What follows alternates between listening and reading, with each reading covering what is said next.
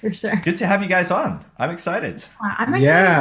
No, too. we're How are really you happy. feeling, by the way? You were really sick, right? Yeah, I'm still not well, but Mm. I have decided to just kind of see if I can do like a podcast a week, kind of record and see how that goes. You guys are my first recording, so if I like just keel over about an hour in, just give me an extra, like a little out, maybe just like this is how you can find us, Yeah, yeah, and then we'll fix it in post. No, I think I'll be okay. I think I'll be okay. But yeah, I've been taking it easy today, so it should be fine. yeah. So But what exactly was it? Was it COVID still or? don't know what it is. So I've got a whole bunch of tests and stuff like lined up. But yeah, they've done tons of different stuff, checking my heart, my Oh, lungs, all sorts of different yeah. stuff. Don't think it's COVID related. It could be some form of long COVID potentially, like because I may have had it in the past at some point and not got it. The UK government wasn't running their tests for several months. They were doing tests, but they weren't running any of them. So a lot Right. of people never actually found out they had COVID. Wow. And then they're being very weird about tests even now. So it's a weird one. It's Whatever. really strange. But yeah, Yeah. so I think my lungs basically is that's what it seems like to me, but I'm not a Hmm. doctor, so I Mm. don't Yeah. know. I just use them to breathe.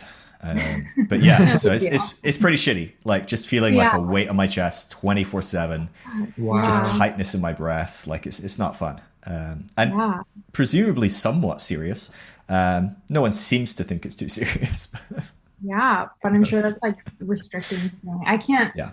I would. That would make me so claustrophobic. I'm so sorry you have to go through Yeah, that. it's not fun, but it's whatever. It's an excuse to take it a bit easy, which Yeah. I don't know if I need. I work too hard, but I also I love what I do, and it's pretty chill what I do anyway. So Yeah, for sure. yeah. Anyway, welcome to the podcast show, whatever it is. I'm excited to have you on. Are you guys good for time? Like I usually kind of just see where it goes and kind Yeah. of fizzle out. But You want to record in this space still? are you Sure. are you guys happy with where you're at? You look great. Yeah, I I mean, think it's fine. I just Some wasn't people sure. might like point directly to like, oh, Dreamcatcher in the middle of them. They're on this like, show. Not a Perfect. chance. Are you kidding? Like the people I've had on, you're good. I just Yeah, like this like conspiracy theory time. Like it's so funny. Like the minute somebody sees a symbolism, like discredited. But amazing. it's, I think I lost that group of people a long time ago at this point, and now we're really pushing it. So to be honest, with you, my tactic coming out in New Year is to probably lose a good chunk of the deconstruction crowds by now kind of challenging them and where they're at. So we'll yeah. see. I always kind of just push people away. That's my growth strategy. Keep it nice and small so I can have good community. Mhm. But yeah, I've thought you about can't something upset too. anyone. Yeah. So you're in kind of I've noticed like your content shift a little bit. Are you now deconverted or are you just deconstructed or reconverted? Like Um, there's so many different phrases, and most of them are probably way too open to interpretation, right? I mean, yeah, even deconstruction is thrown around all the time, and most people have no idea what that means or how to right. define it. Reconstruction is thrown around again, like really, what do we mean by that? Because Right. deconstruction is a constructive technique, and so what do you mean by reconstructive? Do you mean a specific type of construction that you want? Which is usually what people mean when they throw around reconstruction, right? They mean, oh, you need to like construct something that looks like what I've done. Right. And so I try to avoid things like reconstructed. I happy to use deconstructed, but even that, like, right? I mean, are we talking what Derrida was talking about in his philosophy? Because most people in the deconstruction community definitely not doing that. Maybe tiptoeing towards it. So yeah, you call me anything you want, really. I don't know. I don't know where I'm at. And I probably am deconstructed as Derrida would kind of define it as fully in a place of ultimately we cannot know anything, Yeah. and to distrust anything that we do. To be honest with you, whatever you do think you know is probably the number one area your brain is deceiving yourself right now. Or like a place of Yeah, uncertainty and like being because that's where I am is just like I wouldn't call myself a deconvert or whatever, but I just like I'm okay with being uncertain and like not sure. like I don't want to hold on to anything because like that's what made me go crazy, Yeah, and that's not very inclusive language. That's what made me go like really in the pits of like my anxiety, depression, stuff like that, was like certainty that was totally just, I mean, I think now is wrong. Yeah. You know? Yeah. How did that work for you? Did you feel that, because in my experience, that is not usually a linear overnight kind of doom. You don't go from like absolute certainty, I'm a Christian, I believe X, Y, and Z. You can cut my church bylaws and I believe them all and I'm a good, you know, whatever, Baptist, Methodist, whatever, evangelical. You don't tend to go from that to overnight going, I don't know anything and I'm really comfortable with that. Like, what was your journey? So why don't you kind of like give us a bit of an overview of how you kind of started that process? So I think like what really started it was like doing X, Y, and Z, like to a T, like being in the evangelical world, you know, praying, you know, Bible study, Bible college, having a mentor, having Christian friends, listening to Christian music, like genuinely seeking Jesus and all of these things and like doing it all right, you know, and like whatever. And like still ending up miserable and still being, it's kind of one of those things like, and I hate to use this term because I think it can be offensive, but like Stockholm Syndrome, where you're stuck in this place and you don't even realize you are a victim of abuse or, you know, whatever it may be. And that, you know, you really believe in it because you're told it's true. And you're also told the consequences of if you don't believe it's true. And so it's like, man, I'm doing all these things, but I don't want to not do them because I know the consequences of it. So I'm just going to continue to do it because people keep on telling me it works. I heard somebody on my TikTok said that evangelical Christianity is like a multi-level marketing scheme. And I believe that fully. Like you are promised something and it is never truly delivered, you know, and then, but it's like, oh, but it's not to your understanding and you're supposed to suffer. I could go on. And so I think like once I was really faced with like how much harm was caused in my life due to it, it created a lot of apathy and a lot of anger at God, you know, anger at other Christian friends that I had that weren't providing healing, that they, you know, just, I mean, like the cliches, you just like, I don't even want to say them because we know them, you know, but just feeling really stuck. And so like feeling like apathy was my only out.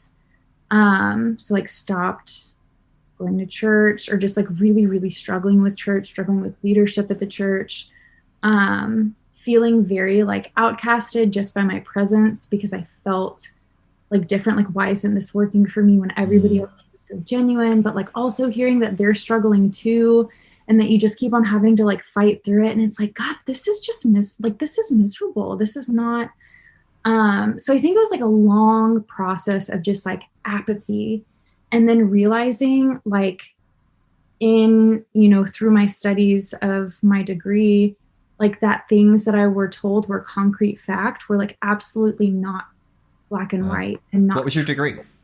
Religion. Okay. Yeah. So it's the University of Georgia. They have a religion program and it's just like an educational take and scholarly take on, you know, I had to take classes on Islam and Buddhism and East Asian religions. And a lot of it was focused on Christianity for my degree because that's, you know, what I wanted to understand the most. And just like going through it, like I heard original blessing for the first time. I heard the fact that like, you know, Matthew, Mark, Luke, and John weren't the authors of the Gospels, where I learned in Bible college that like, they say, I remember one of my teachers specifically saying, you know, the authorship is questioned some, but it's probably John. So it's John, you know, and it being amazing. Like that. I took a class called Picking the Gospel of John. The John. most disputed gospel as well of like any kind of like, like we just have no. So like no idea. And so like I literally took a class called the Gospel of John where we went through an entire section of authorship. And I was like, are you kidding me? You know, and it's just like those moments where I'm like, I just feel so duped. And at the same time, like so many people believe in that because it's, and there's almost this like, if you take a scholarly approach to like biblical understanding and a non-biased, like scholarly, did I say scholar? I meant to say like secular approach. Right.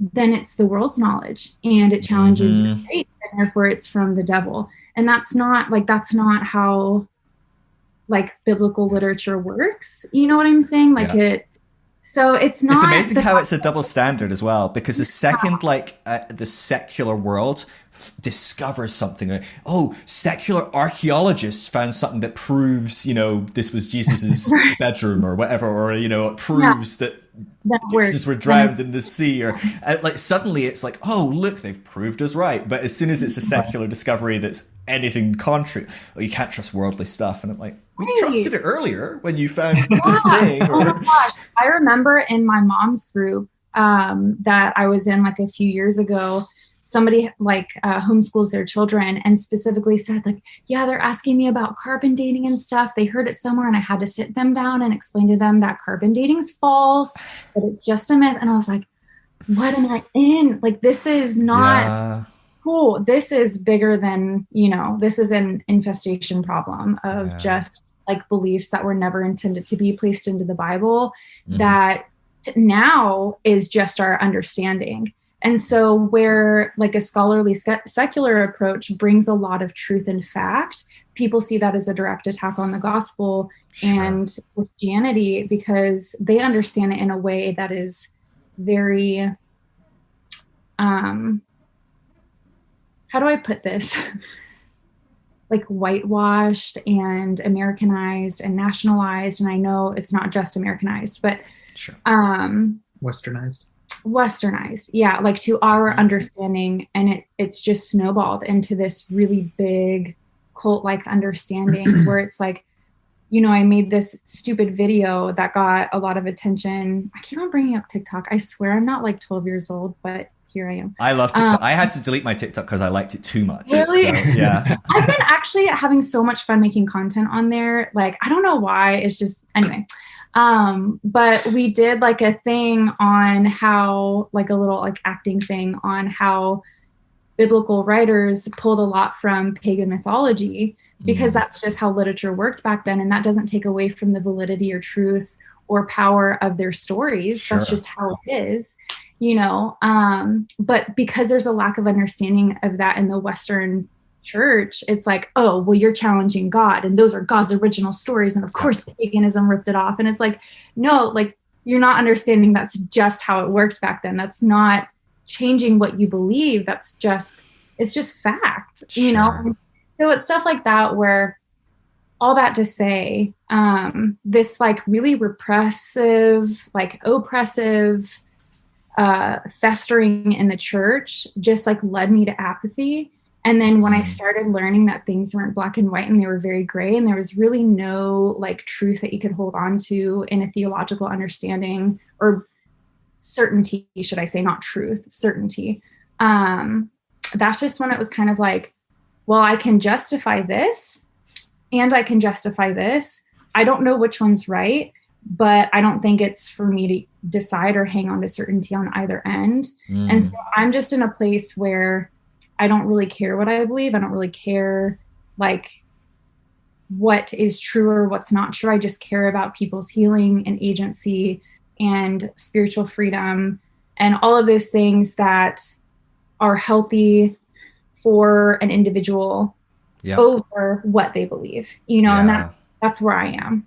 I don't care where anybody lands. I just care that they land in mental health, and gaining a sense of self back when, toxic spirituality and toxic religion has tried to steal that from them. So, are you guys familiar with like developmental models, like things like spiral dynamics or ETD or integral theory or any of these kind of things? Not ringing a bell? That is way above where my set of studies is in.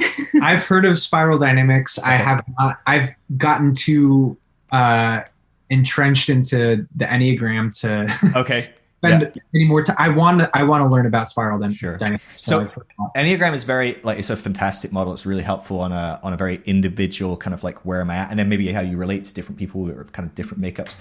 Like, these models are more like, how do humans evolve internally? Mm-hmm. How do we evolve as humans? So what they did is, like, about 100 years ago or so, people all over the world started, as psychology was taking off, they were like, people kind of changed their psychology. I wonder if we could, like, map how it changes when they grow up. Like, you know, from a child, do the psychologies of people change?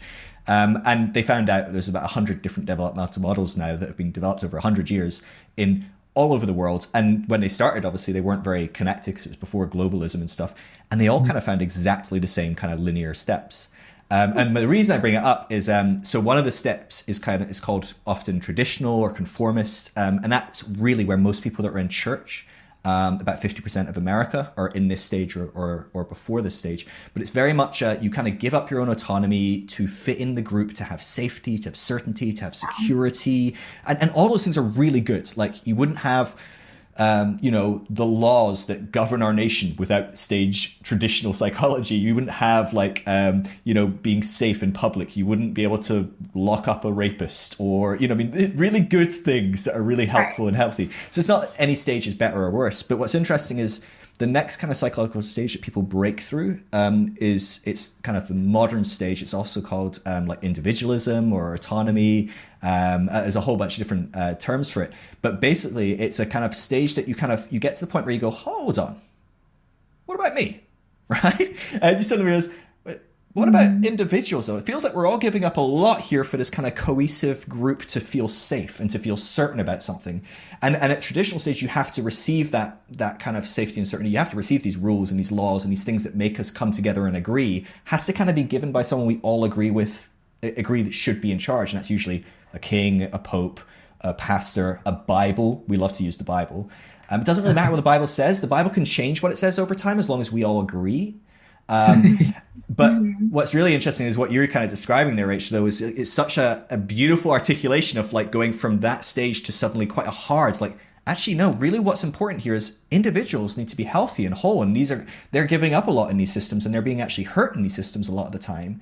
It's just it's a beautiful articulation of, like, oh, see, another example. This is actually how people grow. This is how it works. And I think, to me, I love models like this because a lot of people in deconstruction, it's a very uncertain time. We don't know what's happening. We don't know what's right, what's wrong, what's up, what's down. And it also feels like, what the hell is next? And I think that's the beauty of developmental models, is if we can see ourselves kind of progressing, we can go, oh, well, scientists have studied this, psychologists have studied this for 100 years, and they can tell us what's next in a general sense of how we will evolve. And so I love stuff like this. So I just thought it would be interesting if you'd heard of that, because you're describing your own journey in that world. Spiral dynamics is that spiral dynamics is a great one to study. That's what so I'm going to apply to get my PhD soon in social, like, brain, social personality, brain behavior. I hope that I get in. I don't know what I'm going to do if I don't get in, but I'm applying to that program soon. And that is, like, my bread and butter. Like, anything. Shoot me a DM. I can send you stuff like all that. Day. So yes, I've been studying a lot recently. So there's something called ego development theory, which is similar, but it's basically how ego is more like how we perceive the world and create our own identity within world. And that, again, it also has, like, a very clear steps. It's kind of like 9 stages, 7 stages, 8 stages, depends on which models. But it's so fascinating. You can literally, like, go, oh, yeah, this is how humans grow. And it's really helpful if you're trying to help people as well, because you can go, oh, you're at this stage. I can't teach you in a way that you would teach someone at a later stage or an earlier stage. It's just going to go either over your head, or you're going to, like, hate that teaching and look down on it because it's prior to where you're at. And so, yeah, definitely shoot me a message and I can send you a bunch of really interesting stuff on that. I would love that. But yeah. So, Derek, what was your journey like? How did you start to kind of unravel this stuff? Were you guys together at this point as you were kind of deconstructing?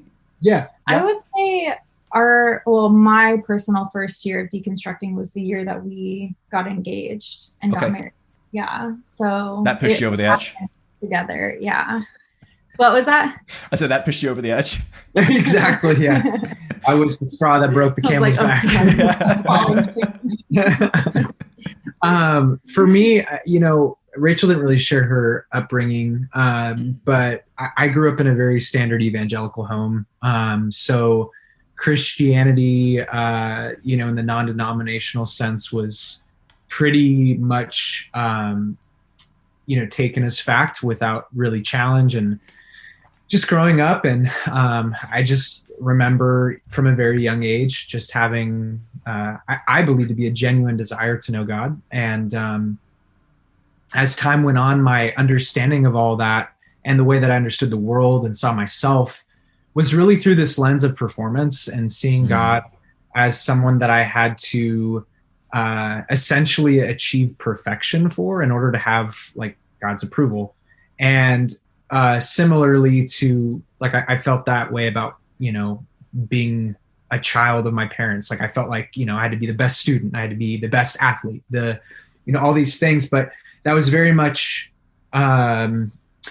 interwoven into my spirituality as well. And so, I felt like unless I, didn't read the Bible for an hour, I couldn't play with my friends in the neighborhood. If I didn't pray twice a day or something like that, like, oh man, then like maybe God wasn't happy with me. And it just became so performative. And as the years went on, I remember just this anxiety developing within me.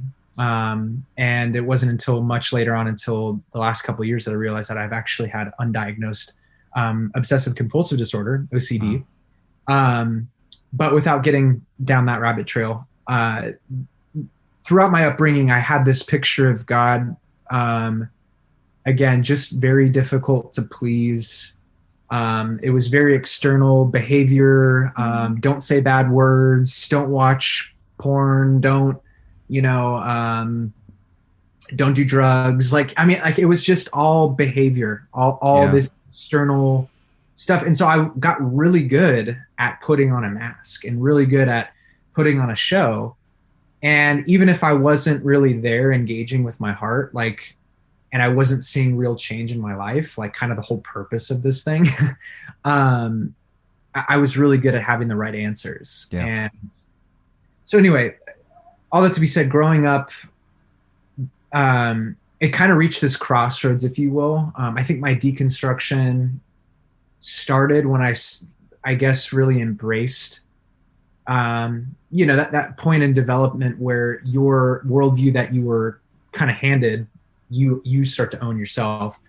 And so this was like my first year of college. I went through a really bad breakup, and that pretty much sent me to rock bottom. And I was just pretty much confused about the direction I wanted to head in life. And, my mom growing up told me, oh, you're going to be a pastor, like all these things. And I just kind of came to a point where I didn't really know what I wanted to do with my life, but I just had this desire to be involved in some capacity in the church. And, while that's changed, of course, over the years and through my own deconstruction, it was at that point where I began changing the way I see God, changing the way I see myself, and I got involved in Reformed theology, and that's kind of where Rachel and I met, at a very Calvinist Reformed Bible college. And just meant to then I got exactly, it was predestined. And then from there, I got more involved in the charismatic circle, and started understanding that sort of way of looking at things. So I feel like deconstruction looked different early on. It was fairly safe and not risky. And then and again, I didn't have words or language for it. I just saw it as just changing the way I saw things. And to kind of pause in the story for a little bit, my brother-in-law, who's an atheist, and I had a conversation not too long ago, and he's really supportive, and we have great conversation a lot, very, very stimulating intellectual conversation. And he was like, well, I try to tell people about what you guys are doing with Instagram and everything, but I don't really know how to explain deconstruction. And so, I believe, if I could define it, because oftentimes people say, well, when did you start deconstructing? Or, what was it that caused your deconstruction? I really believe deconstruction to be part of the human experience and it to be a fundamental way of our development, our evolution, our growth. And I think that a lot of people leaving evangelicalism have really latched onto that because it helps frame our experience, right? Yeah. And so for me, just realizing that it wasn't sort of like a single event that triggered my deconstruction. Yeah. It was this ongoing change of seeing things. So anyway, picking back up where I left off, as I kind of went about through just the charismatic world and everything, and I started coming across teaching that had more of kind of like grace. And I remember reading a Brennan Manning book called Abba's Child, and that was like a huge turning point for me because I saw this God who I knew to be love and to be loving and a father, but it became really personal and it became really real to where, God wasn't this distant, hard to please omni being who sat enthroned in this place of unapproachability, but God was this very real father who wanted to just love me for me. Mm-hmm. And that whole mask wearing that I grew up believing I needed to wear, and that whole view of God that was just angry or not even angry, but just kind of like needed me to jump through all these hoops, needed me to do all these behavioral modification to like really be proud of me. That started to die away as I began to discover,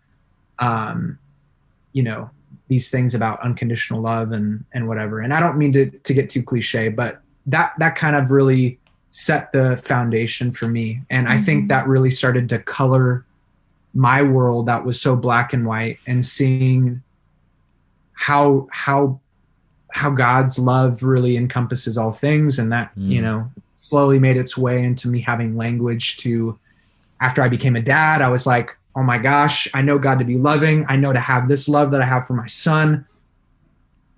How can I drop an F-bomb? Is that okay? Oh, always. Yeah. Okay. How the fuck can we make sense of hell and try to say that God's loving?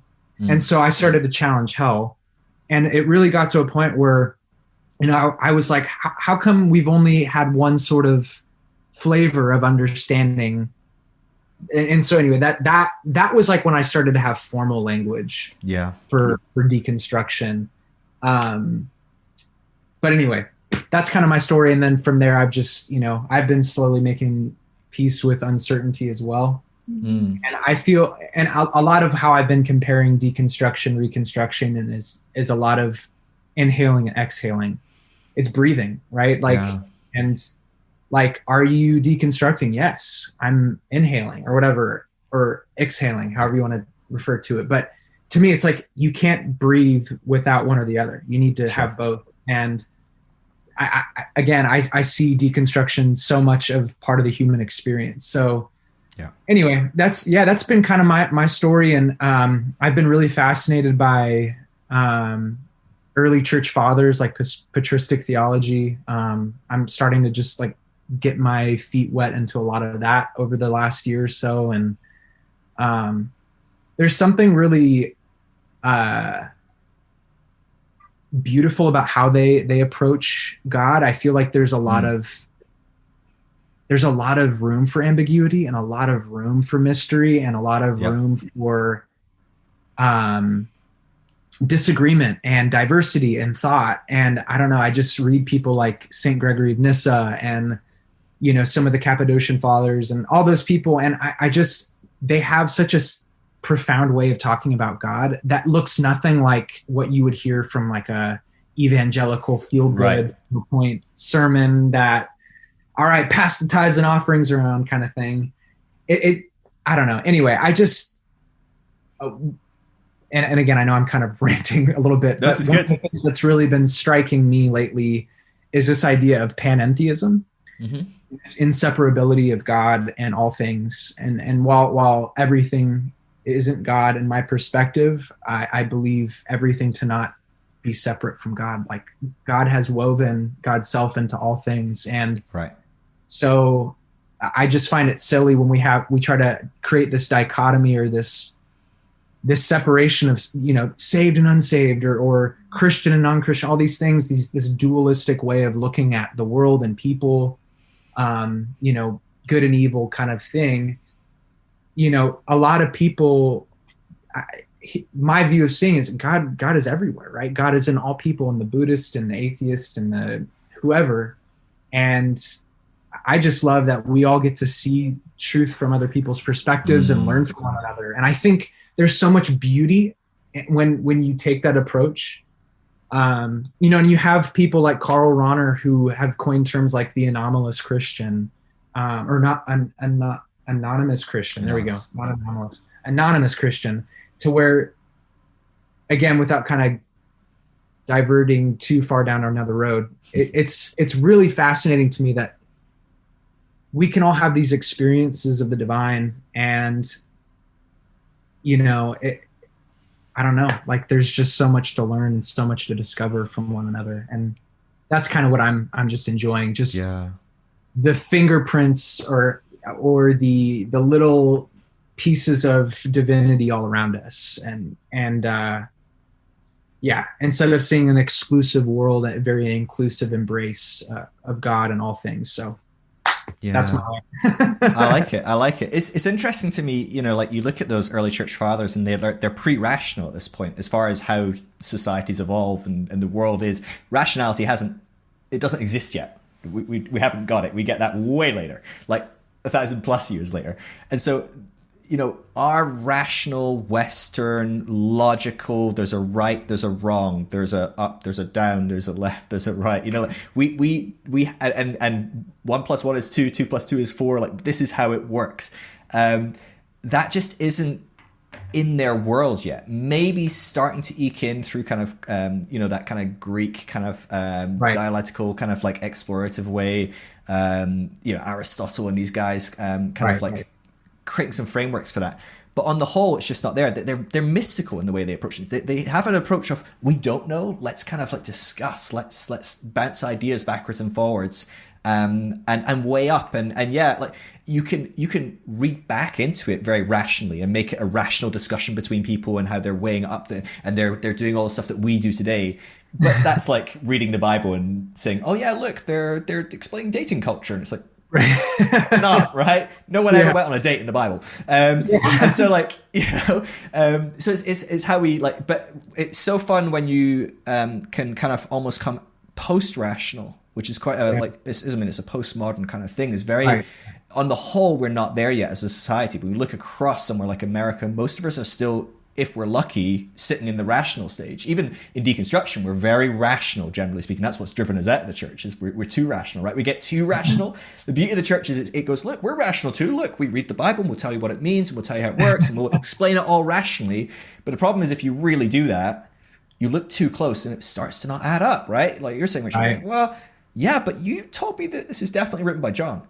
And I looked closer and it's probably not. Like, who the fuck wrote this, And the problem is when you do that so black and white, well, then it kind of almost leaves people with this extremism where it's like, well, obviously it's all crap and they run off, right? It's like you see people discovering, I don't know, evolution, or that the Earth's like millions, billions, trillions.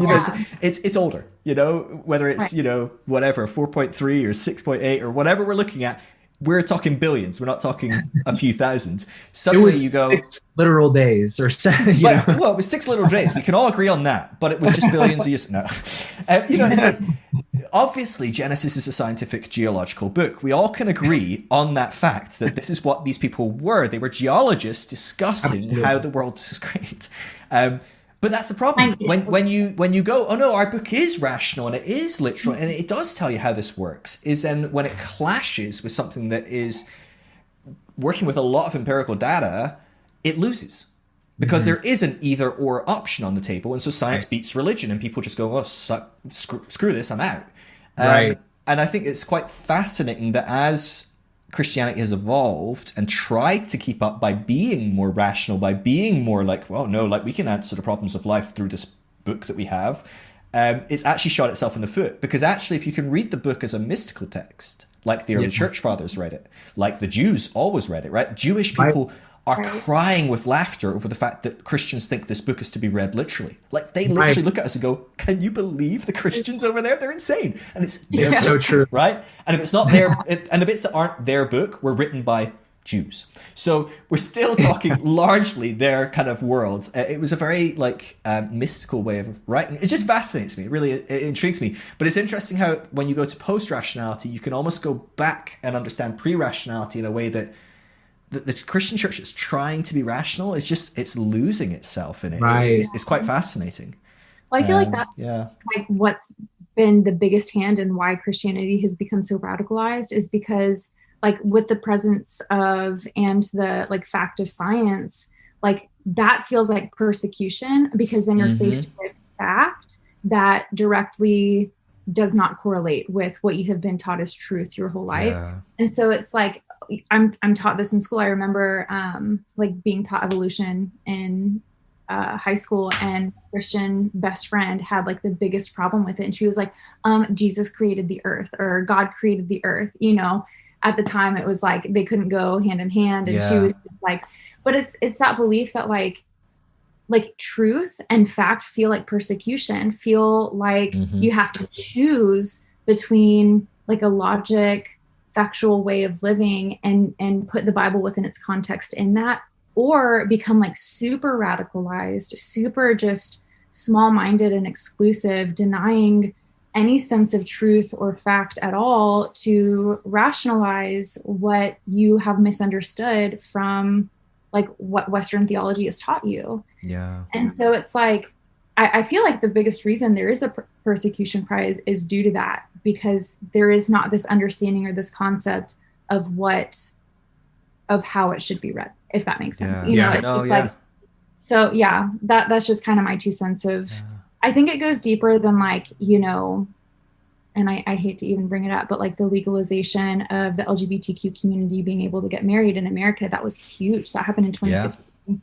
you know, and I remember like everybody was like, this is persecution. This is like, Jesus is coming back. And it's like, this is a joke, right? Like you can't possibly think that this is it, you know? And it's just because like they are so rigid in their understanding of what truth is, that like this like false morality becomes what is law and what is the mark of Jesus's return. And that's what was the catalyst of my deconstruction, was the book of Revelation. The book of Revelation, I could pop off on that, but you know, and like understanding like what apocalyptic literature is and understanding like how the book of Revelation is supposed to be read, just like changed everything for me and just made me see like Christian nationalism for what it truly is, you know? And like it just like, you kind of laugh at persecution now. It's like, you guys are the ones persecuting. Right, exactly. It's like, you're the 666, Nero, persecuting the minority Christians. Yes, Christianity has become Nero, weirdly. And the LGBT community are this small fringe group that are trying to live their lives and are being downtrodden. So yes, persecution is alive today. You're right, but you are the persecutor. Right. It's a fascinating time. But it's interesting because if you look at where that person is, it's really hard for us. I read this thing a while back and it really has been fucking with my head. But we can't, so talking about how we evolve psychologically, our way we think, the way we see our world is changing and growing. When we remember our past, we can't remember our prior psychology. So we insert our current psychology into that memory. And so we in the past think like I think right now. So what's interesting is I think back at my Christian time and I think I'm really rational, and I was looking at the stat and I was weighing it all. And maybe I was doing that in some weird way. But actually I wasn't. I was very fundamental. I was very like locked in. I was very like part of this world that I totally bought into. But it's just, you can't really look back and see that. But if on some level I can, if there's any level of empathy that can do that, I can look at myself and go, yeah, I would have been absolutely persecuted by gay people being able to marry. The reason being because that's an attack on my religion and I am that religion. There is no disconnect between me. My identity is so interwoven with this set of rules and this book and this whatever that a change to that set of rules is a fundamental change, because it causes me this existential crisis, because you're actually fucking with me and who I am. Like, so there's this thing of like, that's scary as hell, and that really fucks with people on a psychological level. And so it's funny, like looking at it, going, you are crazy, and you realize that you're the persecutor, not actually being persecuted here. But on some level, if we can get into the mind of the toddler that falls over and bumps its knee, and we go, I've had a grazed knee before, I know it's not the end of the world. But if we can get into the head of the toddler who's never had a grazed knee and go, holy shit, you actually think this is the worst thing that's ever happened to you, and it is the worst thing that ever happened to you. Oh, buddy, like, yeah, wow, this sucks. Like, do you know what I mean? It's getting into the mind of someone that just thinks a totally different way. It's fascinating, because it feels like we end up with this dualistic war of two people going, you are crazy because you don't have the same construct that I have of the world, and therefore are experiencing the world very painfully because of the other person.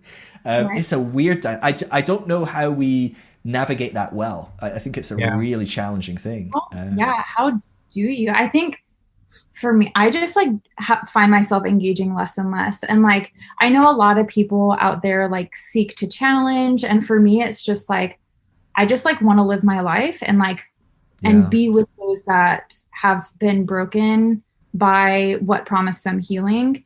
And it's like, people will come, and if like the haters want to come, like, you know, like I'll pop off on them, let's go. But I'm not going to go out like looking for that. And like my block list is like a mile long, because it's just like, when you do engage in that, number one, it's super triggering. Like I am not at that place where it's not triggering, you know, because I still have a lot of pain of like lost friendships, of things that I did in my evangelical days that I look back on and am horrified, you know, and it's still going through that like self-forgiveness process. Thinking about just that mindset as a whole, that is just like spreading the misinformation and the abusive theology that are still actively harming people, and people are still victims to that abuse and don't know it.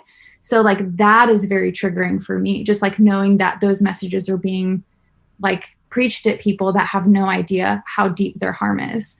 And so that's, I think, why it's so triggering for me. And I just I choose not to engage, because I know that like we have our community, and I'm so thankful for them. And they, you know, go back and forth of things that just like are frustrating. And it's like this safe community of like sharing, like we were so fucking duped. Like it's just that realization that's like, wow, you know. And it's kind of, and not saying that it's a lost cause, because I don't think anybody is truly a lost cause, but just knowing that like it's not my responsibility as a victim of that abuse to go and fix them and their problem and their exclusion and their abuse, but I can choose to do that. You know, I can choose at certain points to like share my education, share my knowledge that I've gotten from my degree. If I want to, you know, they are not owed that, and they will not demand that, because I think that's a lot of what Christians, I don't want to overgeneralize, but that type of Christian demands is, well, where's your proof? Where's your evidence? Where's your sources? Why do you believe this? Well, they don't have to prove anything, because it's a privileged way of thinking. And so it's unchallenged. Why would it be? It's assumed that assumed that they're right. And so it's like anything that I say that's based off of scholarly research that has been thoroughly like looked into and proven, I then have to somehow prove that I'm right, when like you have nothing except for like tradition on your side. Right. You know, and so it's like very frustrating and very hardly triggering. Tradition. Yeah. Wow. Like 200 years, 300 years, you know. But it's one of those things where it's just like, you just like want to like pop them and hope that it'll be like, oh, I see it, you know, right. Like my eyes have been opened. Yeah. But I mean, I would never obviously do that, but it's just one of those things that like, it's exhausting. It's exhausting because then when you cite the sources and you give them fact and you give them that education that they're asking for, it's worldly knowledge, and you are than Satan himself. Or that's deceived. Yeah. You know, so it's just this like runaround. And I just like I'm learning better and better to not engage, because like I sacrifice my healing and who I want to be when I engage inappropriately. Mm-hmm. And that's on me. That's not on them. I know, you know, those certain situations don't bring out the best in me. And it is an active decision on my part with the healing that I've gained to engage in that or engage in that inappropriately. And I've been doing it inappropriately recently. So that's why I've been like out of the comments more. Because I do, like, I'll just get frustrated because somebody like, and it's just cruel what people say. Like somebody on my comment section the other day went to one of my videos and I was talking about biblical inerrancy. Mind you, this man just defended John MacArthur after I shared a video of John MacArthur literally defending slavery, and said that, you know, I was just a very angry individual with daddy issues, and it's on full display for everybody to see, and that I'm uncredible because of that. And I just wanted to reply back, you know, I do have daddy issues. You're right. But that does not make me I keep on saying incredible. I am incredible. Just kidding. Uncredible. I think that I have more clarity because of that. You know, I am currently in CPTSD recovery in my therapy because of a lot of abuse that I faced. But I think that gives me more of a credible voice because I have been through that abuse, and I've also been in the midst of healing of it. Yeah. So it's like when somebody tries to make me out to seem like a very angry, vengeful person, you know, I am angry. That's very true. Like who wouldn't be angry when they're awoken to how much abuse is going on around them and how much injustice is going on in brainwashing and mental health of individuals who feel helpless and powerless to it, you know, don't even know because they're told that that's truth. And that you should feel that way. You should, you know, this world is not your home. So if you're miserable, it doesn't matter because you're just going to go to heaven and you're going to feel better. And it's just, it's so frustrating. And so I am angry. Makes you angry. And I do have like these issues, and I know that, but I think that gives me a lot more passion and a lot more perception of where the bottom is and the process and where you can be, because I'm not sitting here festering in my bitterness. I'm doing something about injustice that I see. And I think that's the goal and that's the point. And if I sound angry, it's because I fucking am. I'm watching my friends who are still in it, like preach things against like the LGBTQ community. That's harmful. I will never not be angry about that. And that's not fair to tone police people who are standing up for injustices and fighting for people to receive healing. You know, it's just, it's a remarkable lack of self-awareness as well, because why is he commenting on your shit? Because he's angry. He went through like 20 videos and commented, and the only thing I said back to him was like, OMG, you're obsessed with me. Amazing. Like, what are you doing on my page if you disagree with me? So I obviously have struck a chord. That's so you obviously are so like supremacist in your thinking that you can't possibly handle somebody thinking differently than you. You know, it's just one of like, it just makes me so thankful that I am no longer harmful in that way of ensuring people think like me and getting mad when people don't. You know, the only thing I get mad at is harm being caused, you know, and the nuances of it. No, it's interesting though, because I think that we have created this illusion of connection at times on social media, or not even illusion of connection. I won't go that route. I mean like an illusion of communication. That's what I'm trying to say, to where it's like we're engaging, but I posted speaking of TikTok, I posted a video to where I'm like, guys, what the fuck are we doing to where we think it's okay to just go up to a stranger on their post, their video, whatever, and just be like, I don't know you, but you're an idiot, or like, like whatever. Like you don't know anything. Assume your logic is flawed. Right. Like assume that assume that you know everything about them. Assume that you know how credible or not they are. Whatever. It's like we go straight into attack mode, and it's like I came up with this scenario. It's like, can you imagine if you were out in public? It's like Rachel and I are talking, having a conversation at the grocery store, and someone just comes in, butts in. Hey, you know what? You don't know shit. One of two things would happen. Okay. One, you would get chewed out, or two, you would get like hit in the face. Like, people have this weird audacity on the internet when it comes to social media to where like we've stripped each other of our humanity. Well, it's that, and people justify it. Well, you shouldn't have put it on the internet. And it's like, just like you still like have a set of, and it's funny because it's like the Christians who preach morality, and like, how do you have morality if you don't have the Bible? That's what they believe. Right. And then these things that are so like immoral and say such harmful, hurtful things because speaking the truth in love. But it's exactly, so they can justify whatever, like calling people an idiot, calling people stupid, like your logic is just dumb, all that stuff.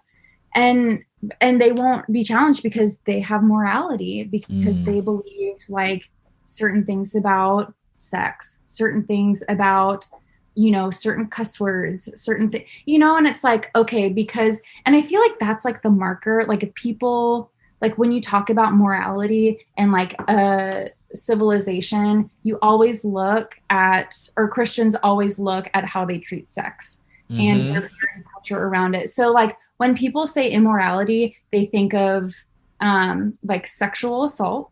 They think of like, are they having sex before marriage? Do they practice polygamy or polyamory? Are they LGBTQ inclusive? And like those things are like the marker of morality for them. So it's like beyond that, because that has been so trained within Western Christianity, that's really what we should care about, because it's so centered around purity culture. It gives a pass to so many other things. But the shit is that when a pastor or a man is found out to have committed a sexual assault within the walls of a church or whatever, there is no accountability. Right. It's a pardon because, they're Christians, so they're forgiven. And it's like a vertical relationship instead of an accountability where you have a victim of abuse, you know? But it makes sense as well, because it's linked to a Bronze Age code of ethics regarding sex, which are linked to women are property. We don't have contraception, so we need to ensure virginity to ensure property and such follows through a certain lineage. So we need you to be a virgin so I can guarantee, God forbid you marry anyone that's like ridden a horse or anything. I'm sure they didn't ride many horses back then, or, but, there's all sorts of problems with this. But these are the sort of things. It's like property, family, power dynamics. Virginity was extremely important in that culture for whatever amount of warped reasons. But none of those really applied to men, and none of those were enforced on men. Even in the Jewish culture, you go read how they enforced a lot of this stuff. Men slept around a bunch. Men had multiple partners. It wasn't that big a deal. And to be honest with you, women having other partners once they'd had a firstborn, not as big a deal either, actually, which is quite fascinating if you look at like the Talmud and how they kind of like expanded these kind of codes and looked at it. It was frowned on, but like it wasn't like, suddenly this be all end all. And it was because of these property rights and things like that. So now what we're doing is in like, 21st century, we're imagining that like people back in the day fell in love and got married and went on dates and got engaged and had a big engagement party. And then they had like, what are we talking about? These women were bought as children by other children's parents, right? I mean, on the whole, maybe sometimes bought by some slightly weirder person that didn't have money early on, and then by the time they were older, they bought a young girl.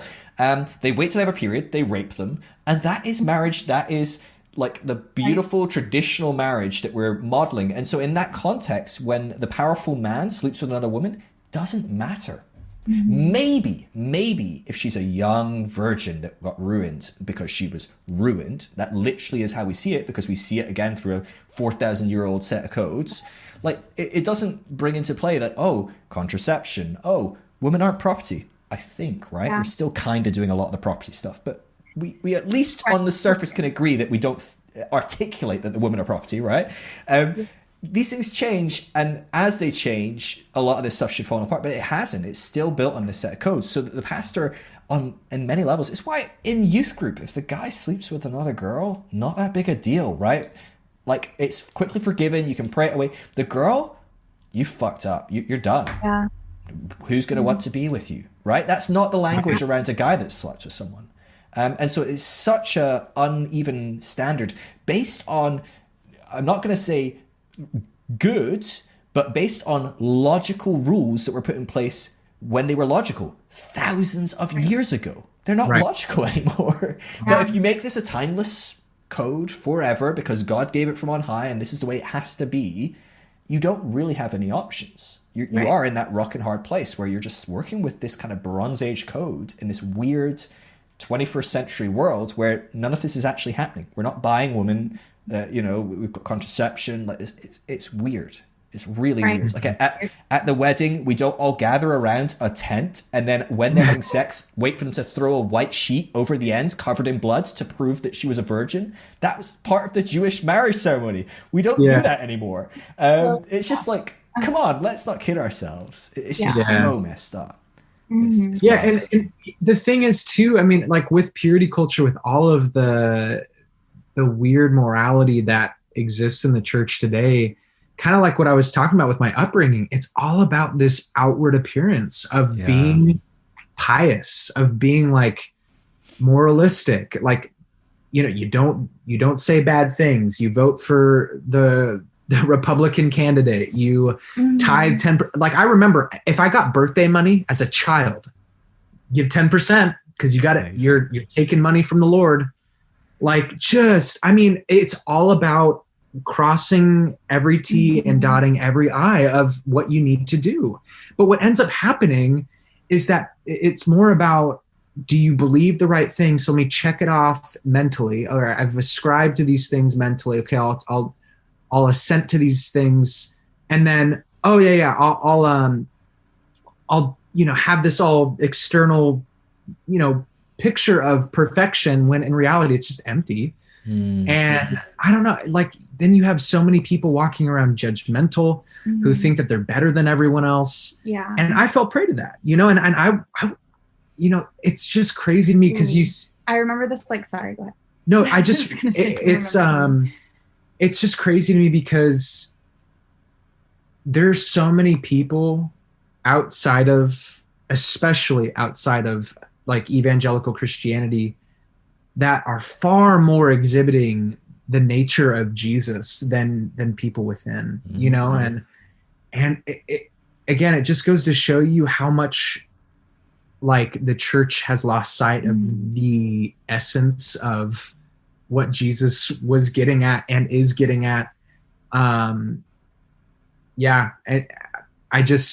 baffled that it's become such an external focus that this inclusive love that many progressives are looking to embrace, like myself, it's seen as like evil because love, which is the essence of it all, it's all about conforming to an external picture of perfection that's determined by this strict community.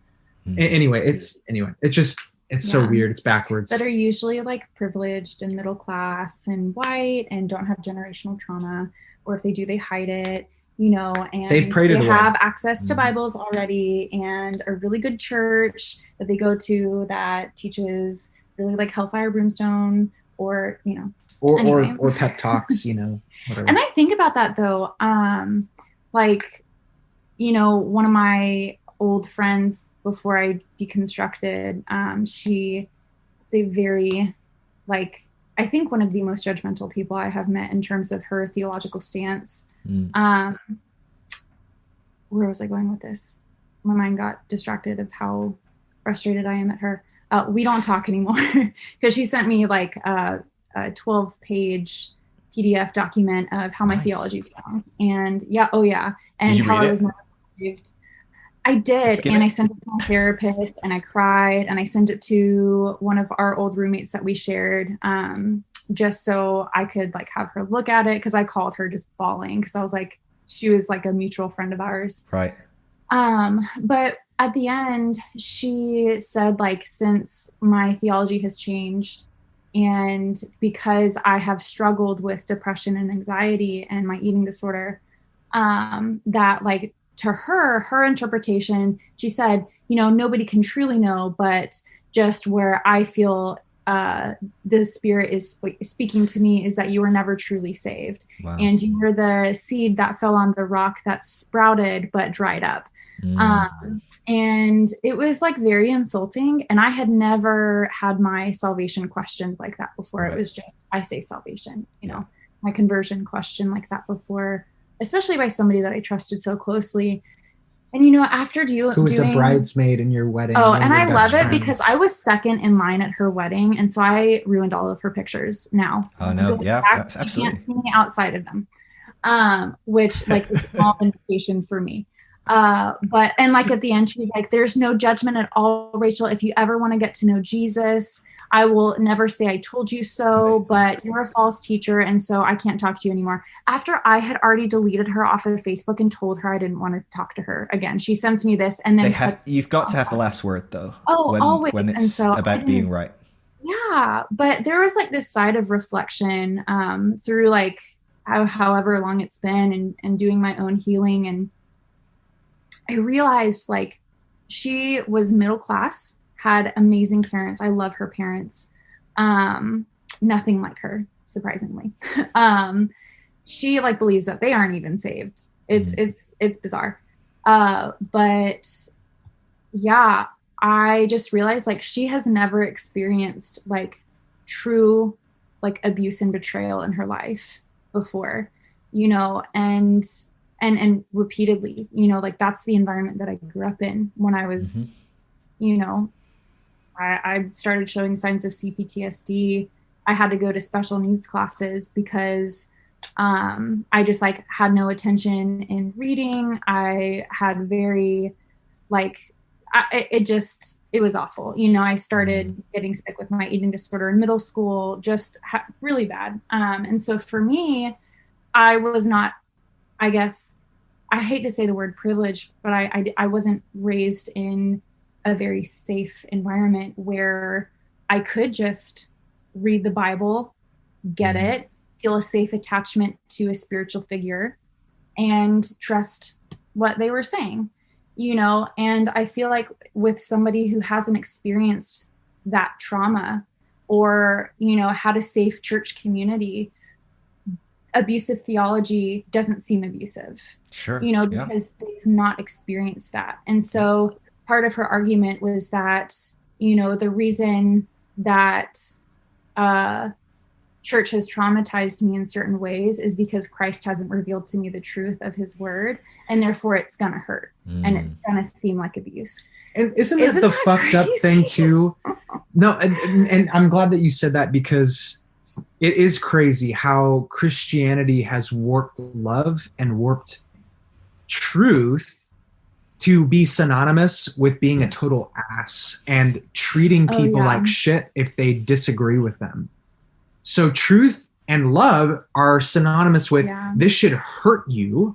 Right. This should cause you to feel like a visceral response. And that's equated to conviction. Like, like if we really believe, right, we being like, if you call yourself Christian, whatever brand, flavor, or whatever, if you think that God is love and that like love is a univocal meaning, like there's not like, it's not like, oh, love can mean this. And, you know, when you start to change love to be like, oh, it's synonymous with you feeling horrible about yourself, at what point does it just turn into being like self-hatred? And like, well, that's the thing, is like, that's what a lot of Christians believe in though, is they so reject the self-love movement that they've clung to self-hatred. And I know that there's this, I keep on bragging on John MacArthur, but he's just my most recent. He's a good character, sure. He's pretty easy. Yes. That I've really like just been so disgusted by. He did a sermon, and I remember listening to it in the midst of my depression about self-hate. And I was like, this is so free. I can hate myself. No, it was about self-hate, about hating yourself, and about how you should have a full rejection of self to become like Christ, and how the Bible like commands self-hatred essentially. And I remember listening to the sermon, doing my puzzle, being like, this makes so much sense. I don't need to love myself, you know, all this stuff. And I'm like, how, like any psychologist will sit there and be like, what the fuck was that? Right. Like, that is the most toxic. And the more study I do on attachment theory, the more I realize like fundamental Calvinist doctrine does not line up with what breeds and fosters safe attachment, and how like with there needing to be a safe attachment for there to be trust, be love, be, you know, a functioning relationship.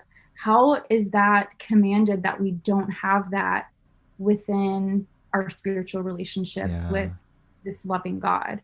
You know, how can I just overcome these very unsafe things and just like trust him? That's not logical. And that's not like all the study on like brain behavior and personality, all of these things, it does not coincide. Those two things do not coincide. And so it's, do you sacrifice your mental health?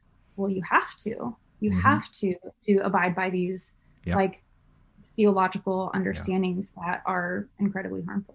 So. But I think, I mean, even the concept of mental health is 150 years old, maybe, really very generous there. And so, I mean, again, it's talking about modern marriage. 200 years we've been marrying for love, and going, oh, the Bible talks about marrying for love all the time. Yeah. You know, it's like going, oh, when they said go to Jericho, they meant by helicopter. Probably not, right? Probably talking maybe on foot or by horse, or, you know, it's like, that's the kind of like, and so when you go, oh, what does the Bible say about mental health? It's like, well, it probably says a lot of things that you could read and apply to really help your mental health. But also we have to understand this is written by a bunch of people that didn't really give a fuck about mental health and knew nothing about mental health, really, you know? And so it's fascinating, or even like, you know, you talk about love and it's like, well, how can people say, well, God is love, and then they make me feel like shit, and that's loving? Right. And it's like, yeah, easy, because that's what their God does. God is love, and he makes them feel like shit when they're not doing the right thing. Right. So they're just modeling what their God is like, right? And so on some level, like, we just look like the God that's portrayed to us. No wonder, right? It's I remember, I don't know if you're familiar with John Piper, but he's another one sticking in the same category. I'm sure you are. You went through Reformed stuff, but he frequents passion. Oh yeah, absolutely. They're all in the club of like, what the fuck?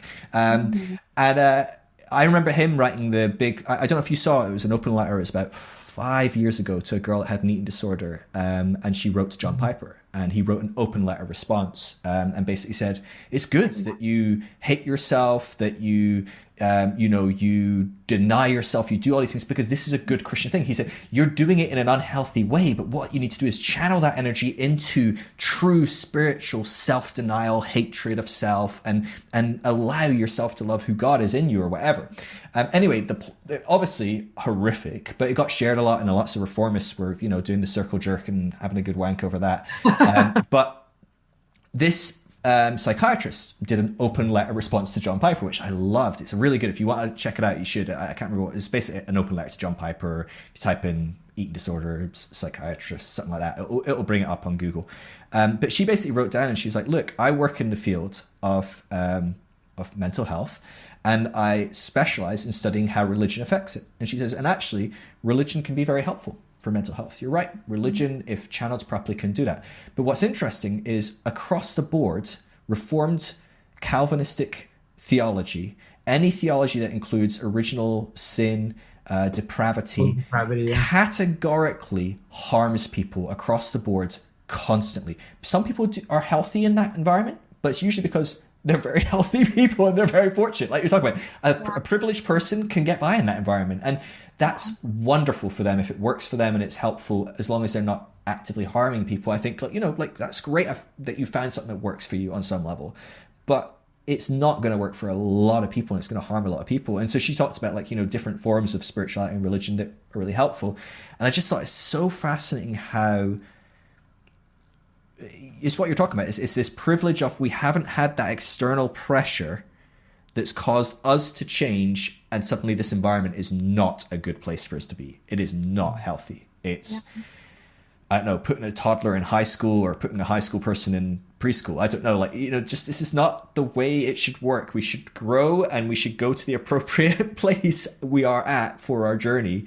And I would say people that have abusive backgrounds, harm, all sorts of different stuff, probably not a Reformed church. Don't hang out with John MacArthur, John Piper. I mean, I would say that for most people.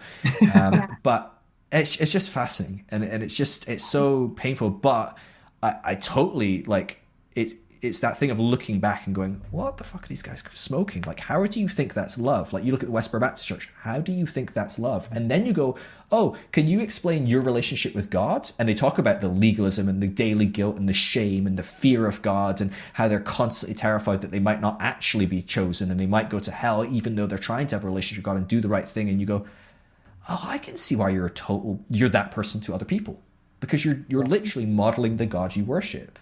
You look like the God you worship.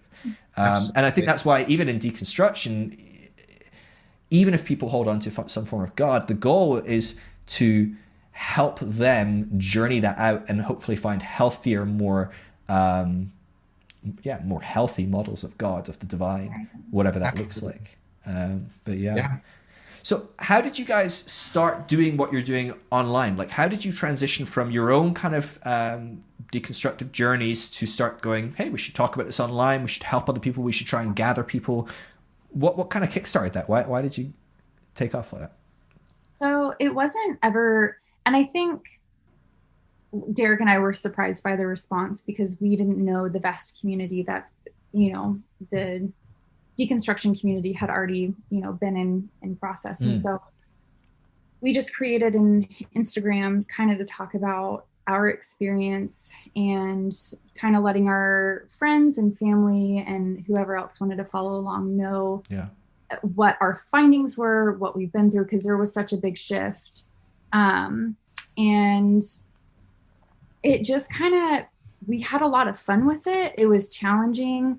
But then we made that church trauma post and it just kind of like, we went from like, I think it was like 300 something followers, which we thought was a lot, and went to, I think, like 15,000 within 1 month. Wow. So it was a very big growth in a very short amount of time. Yeah. And so it was like imposter syndrome, because I feel like some people like make Instagrams and like set out for it to be big and be impactful and like have a clear goal and a clear purpose. But it was something that like we were just like having a good time with, to oh my gosh, like we have to, start being a voice and like be responsible. And so it was like the imposter syndrome, the, are we qualified? Are we good enough for this? But I think we've really been striving, because I just see myself as part of the community that's learning with everybody. Mm. And I think Derek feels similarly. I don't want to speak for him, but,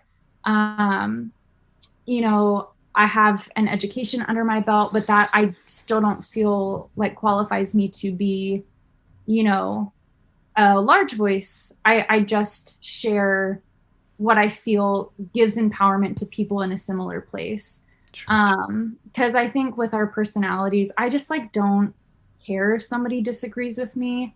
I mean, it still hurts my feelings. I'm human, but I'm working on it. But it's easy for me to just like move on, because I know that like what I'm doing, I'm not doing it for them. I'm doing it for the people that needs that validation, and that our community will find us, and the people that need to hear, not in like a spiritual, like the people who need to hear what we are saying, but like genuinely like a person who needs to feel empowerment and feel like they are validated and seen. Like that's our goal. Our goal is like validation, giving somebody their agency, letting somebody know that it's okay to question where they've not been told that they were allowed to. And I feel like, though I'm not really a person that likes a large following, because I just, not that I'm a private person, I don't feel adequate, I guess is the right word. I'm really thankful, because it does give a little bit more credibility to our words, and gives people that trust and security that what we're saying, we're not just flippant about it, and what we're saying is like genuine, and they can hang on to it a little bit more with, you know, the community that we have being the size that it is. Yeah. You know, and they can see other people getting validated, and they don't feel wrong for feeling that way and resonating with something that might go against what they've learned their whole life. So in that, we're thankful. And just kind of piggybacking off of what she was saying, I think it's more of that people can find that they're not alone when they see, oh man, there's other people here too. Oh, like this is incredibly validating, not just from a content perspective, but from a, man, there's other people, right? And so like, we, like Rachel said, we did not expect things to happen in the way that they did, but I mean, such is life, I guess. But it really does. It's been such a joy to meet so many amazing, beautiful people. You know, and we're learning so much. Like we have our Facebook community group, which has just been, I think, where a lot of our community happens. Actually, I know where a lot of our community happens, where I learn so much from people, and, you know, other people learn so much from things that we post. And it's just this like communal sharing of knowledge and just this like wealth of perspective and information that I feel very fortunate to be a part of, you know? And so it's like, I feel like we're facilitators, you know what I'm saying? Like we facilitate a community and perspective that I feel is like an echo of how people have been feeling, you know? That's beautiful. That's exciting. We need that a lot. I mean, the messages I get day in, day out are, oh my God, I didn't even know this was a thing. Never mind that there's millions of people out there. It's just wild because it is a very lonely process, and it's very hard to find people that are going through this process, despite it being the fastest growing spiritual movement in the West. I mean, there's no movement spiritually moving faster than people deconstructing their faith and deconverting, and there's a whole kind of gamut that can fall into. But there's so much importance for community, and it's the number one thing I get requests all the time. I point people to your stuff all the time. I've never been on your Facebook group. I don't have Facebook, so I'm like, I've heard that, you know, some people have said this is great. I see these guys talk about their Facebook group. You can go check out their Facebook group, because I'm like, you don't really have groups on Instagram and stuff. I just don't do it. I do a Discord server for my supporters, and that's it. And so I'm like, sorry, I can connect you locally. I've got resources to help kind of connect people locally. Right, you got your network, right? Sure, yeah, and it's not my network even. I mean, I'm like you guys. I'm just like, oh, here's a resource. It's free. I made it. It breaks often. Just use it and hope it doesn't break today. But I can do that. But like, I'm just like, I just have not got the space, time, etc. right now. I'm helping people one-on-one much more. But yeah, I mean, I send people your guys' way all the time for the group, because it's really important, and it's important. I don't think the online ever replaces the connection in person. That's why I prioritize that, because I just think that when I see people send me messages and they're like wailing on audio message going, I've found someone who we went for like a drink and it's amazing, and like I've not felt this connected to someone for 4 years, or you know what I mean, like that's the kind of stuff that people are going through. Some people have not connected on a spiritual level for a decade with someone, because even their partner's not going through it or whatever, you know.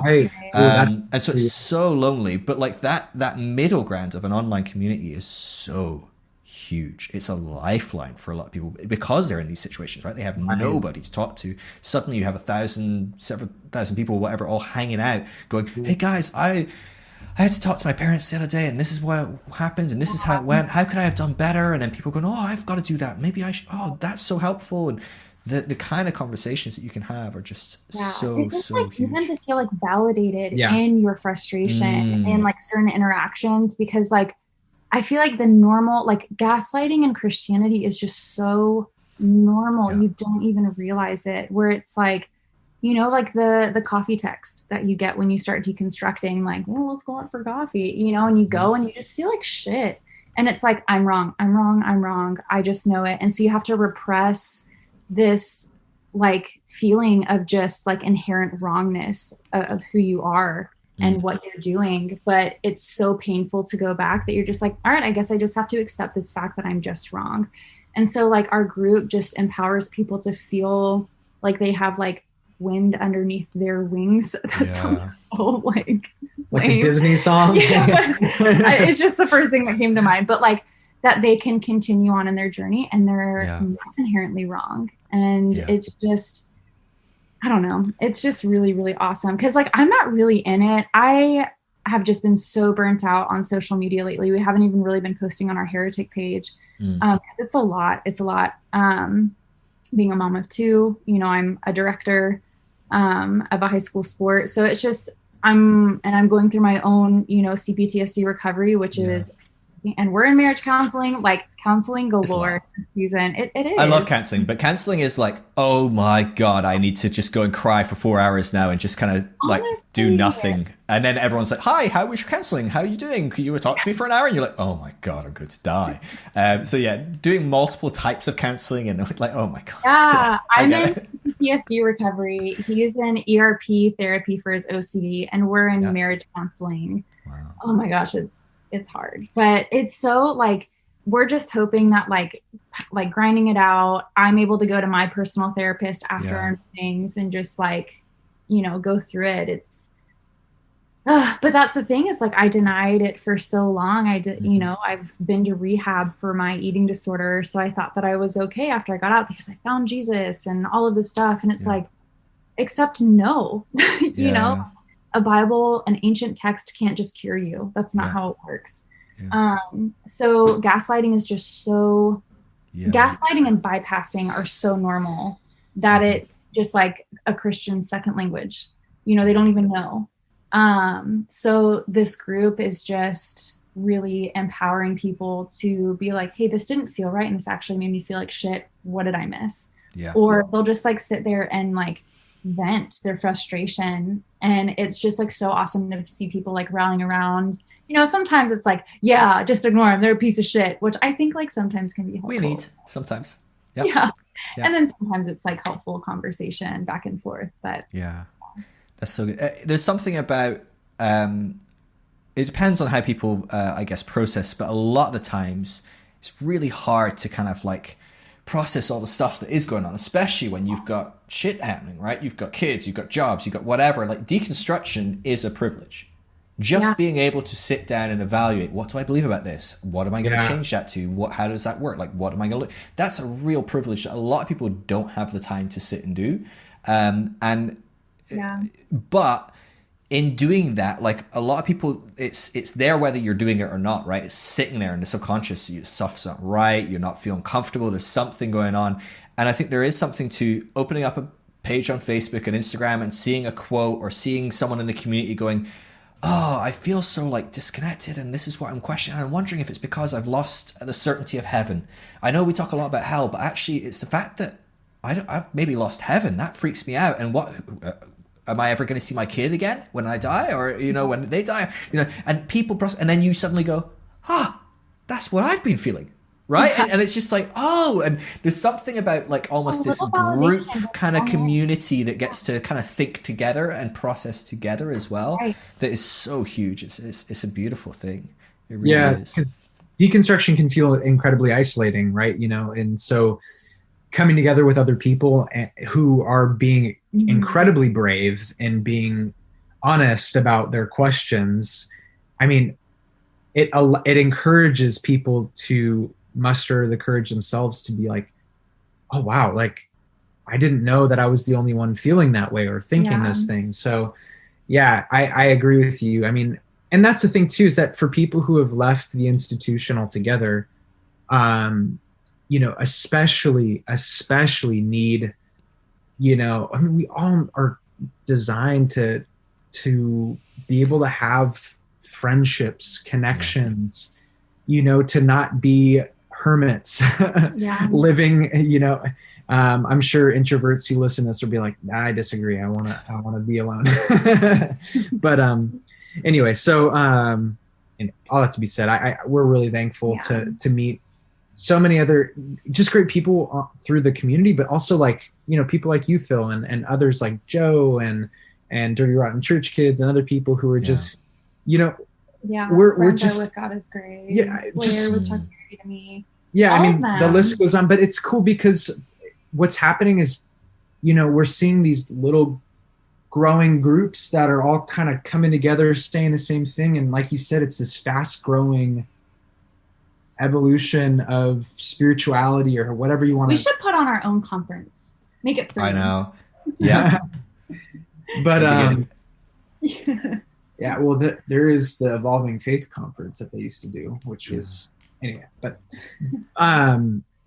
I just think it's really incredible to see so many people feeling like, oh man, my voice, my story, my pain, my questioning, all these things that I told were wrong and evil and a product of me falling away are actually valid and good. And anyway, so really cool. Yeah, that's so cool. Derek, I have a question for you. You don't have to go into this at all if you want, but you're the first person I've had on that has openly said they have OCD, that obviously has come from a religious background and deconstructed. And I'm fascinated by the components of, have you heard of scrupulosity? So it's religious.